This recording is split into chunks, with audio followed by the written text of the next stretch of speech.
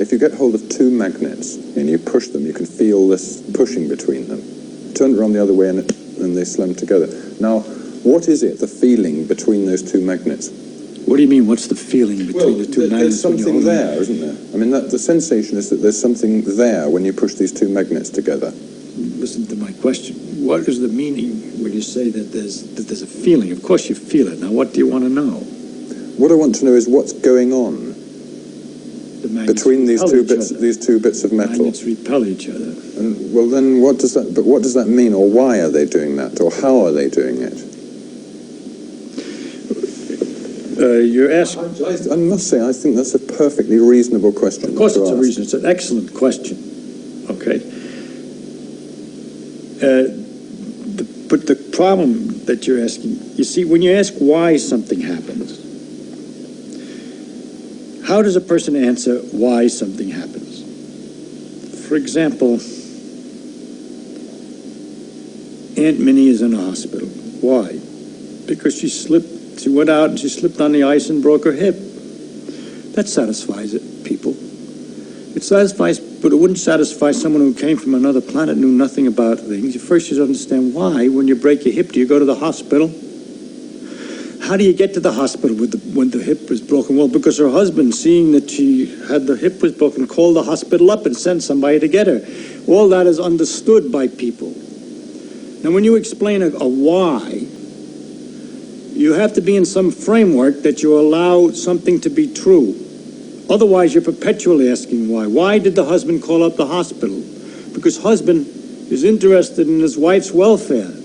Not always. Some husbands aren't interested in their wife's welfare when they're drunk and they're angry. And so you begin to get a very interesting understanding of the world and all its complications. In order to if you try to follow anything up, you go deeper and deeper in various directions.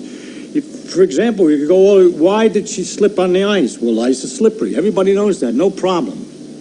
But you ask, why is ice slippery? That's kind of curious. Ice is extremely slippery. It's very interesting. You say, how does it work?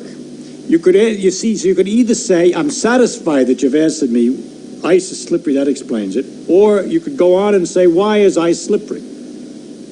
And then you're involved with something, because there aren't many things as slippery as ice. It's very hard to get. Greasy stuff, but that's sort of wet and slimy.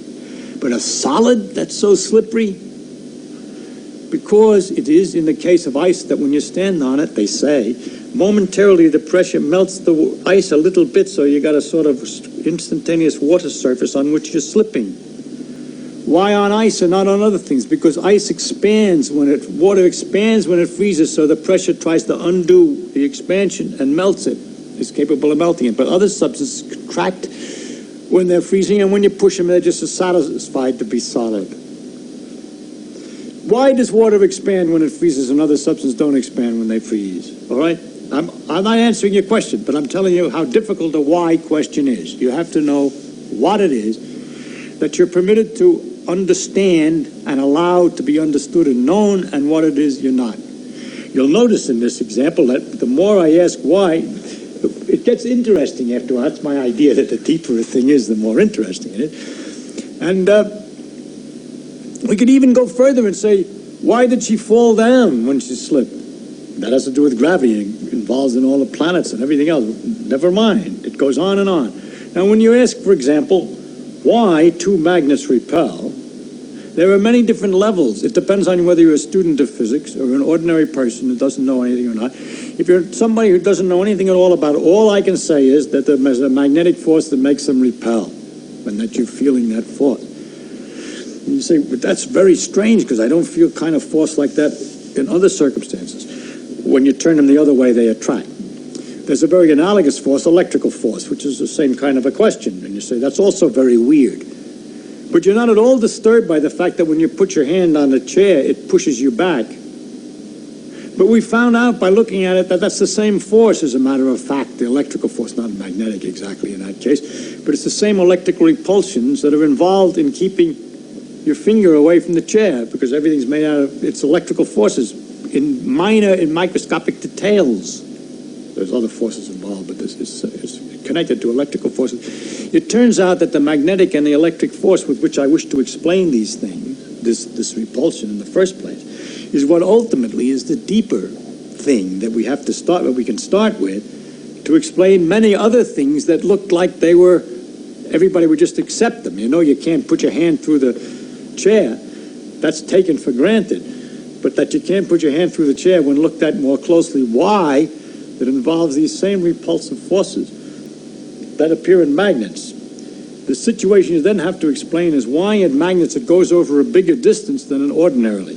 And there it has to do with the fact that in iron, all the electrons are spinning in the same direction. They all get lined up, and they magnify the effect of the force until it's large enough at a distance that you can feel it.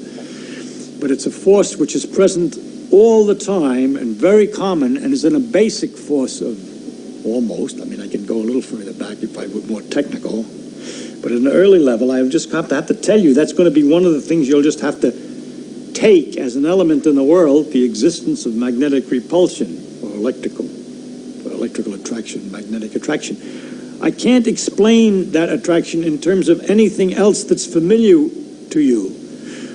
For example, if we say the magnets attract like as if they were connected by rubber bands, I would be cheating you, because they're not connected by rubber bands. I shouldn't be in trouble.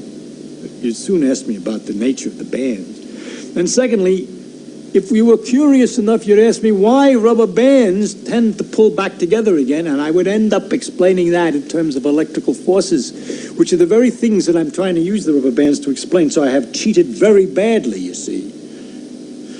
So I'm not going to be able to give you an answer to why magnets attract each other, except to tell you that they do, and to tell you that that's one of the elements in the world of the different kinds of forces. There are electrical forces, magnetic forces, gravitational forces, and others, and those are some of the parts. If you were a student, you'd go further. I could go further. I could tell you that the magnetic forces are related to the electrical forces very intimately, that our relationship between the gravity forces and electrical forces remains unknown, and so on. But I really can't do a good job, any job, of explaining magnetic force in terms of something else that you're more familiar with, because I don't understand it in terms of anything else that you're more familiar with.